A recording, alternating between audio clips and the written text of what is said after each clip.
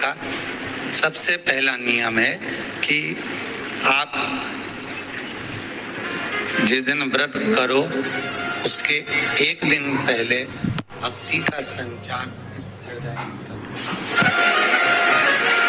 भक्ति का संचार इस हृदय में कर लीजिए। जिस दिन आप व्रत करो, जैसे एकादशी का व्रत कर रहे हो तो दशमी के दिन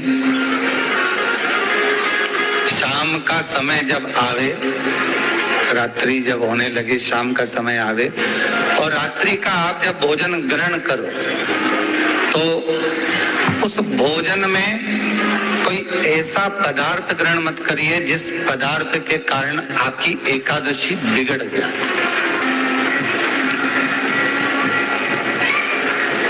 एकादशी का दूसरा नियम बहुत ध्यान से सुनिएगा।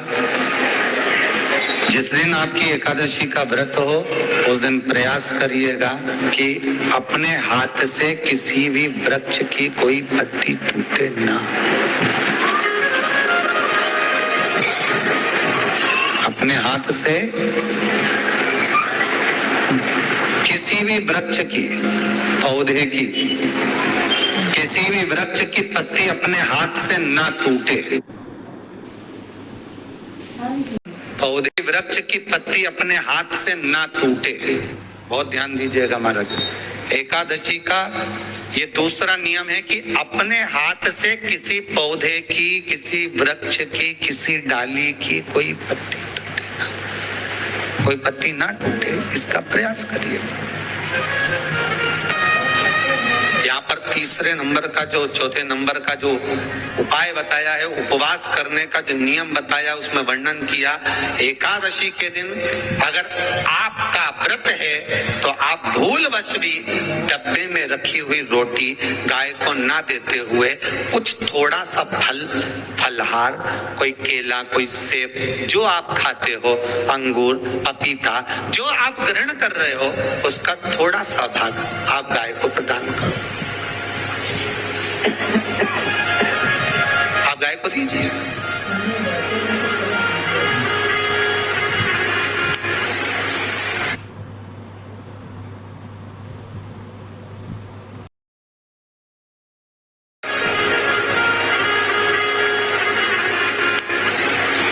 रोटी ही दी है, डब्बे में से निकाल के ले गई, गाय आई है, रोटी देना, देव मना नहीं।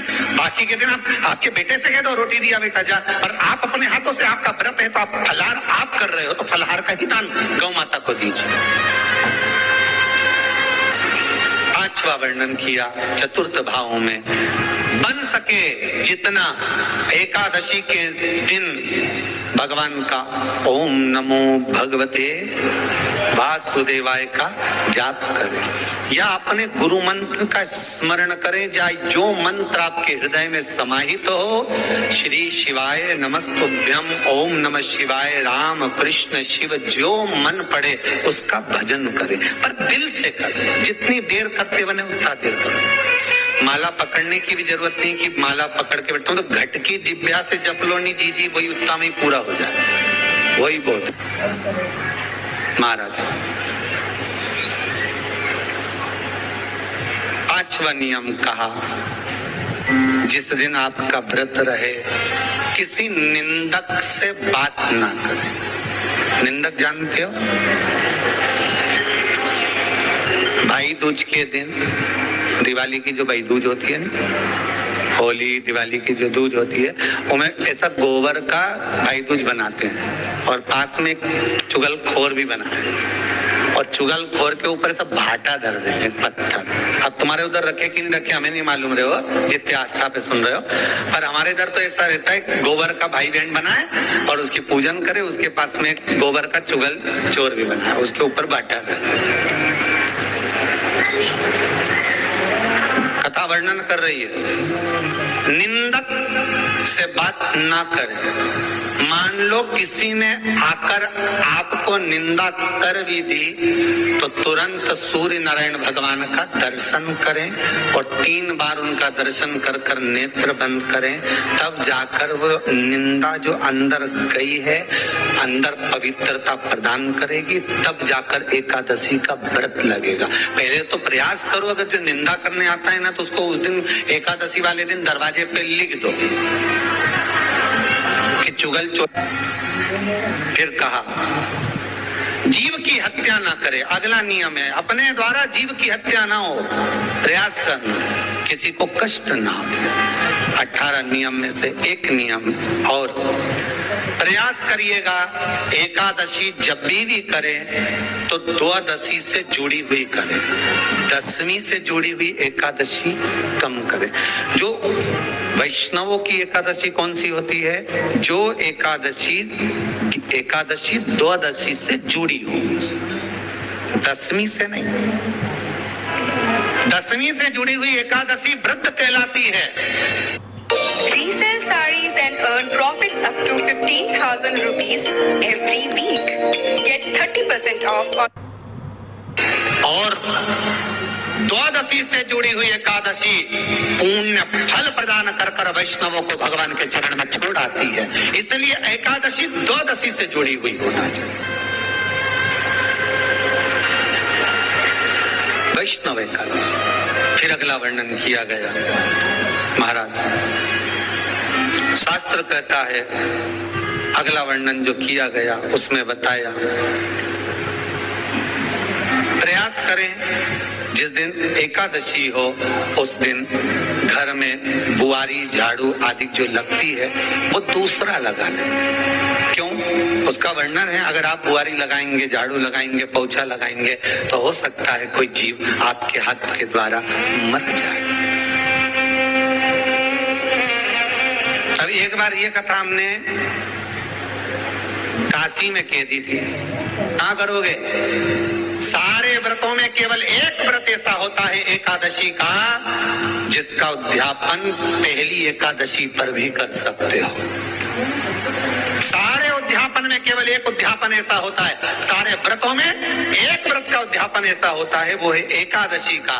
ये जरूरी नहीं कि 26 पूरी होगी तभी तुम करोगे, या तो पहली में ही कर लो या फिर 26 पूरी हो तब कर। पर उद्यापन, अब तुमको ऐसा लगे कि हाँ मैं अभी तो जीऊंगी हो, अभी तुम्हारा बाल भी धोला नहीं हुआ, तुमको ऐसा लगे तो अभी तुम्हें तो बढ़िया।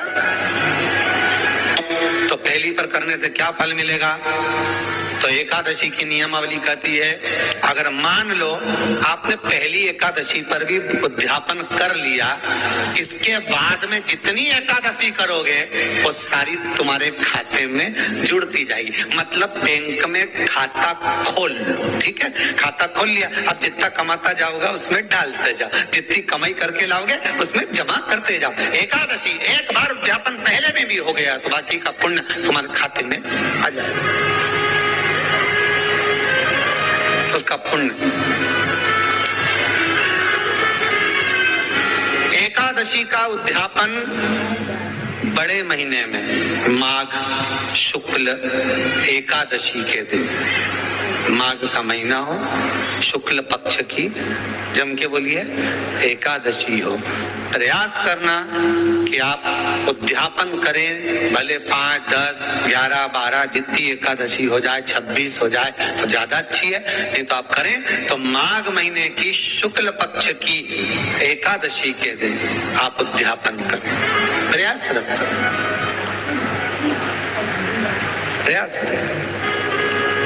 बड़े महीने के अंतर्गत जो उद्यापन, हाँ चतुर्मास के अंतर्गत उद्यापन नहीं होता एकादशी का, बहुत ध्यान दीजिए। हमारा ये जो सावन भादो कुमार कार्तिक जो 4 महीना होते हैं भगवान के शयन करने के, इसके अंतर्गत एकादशी का उद्यापन नहीं होता, और इसके अंतर्गत उद्यापन करना भी नहीं चाहिए एकादशी। एकादशी का उद्यापन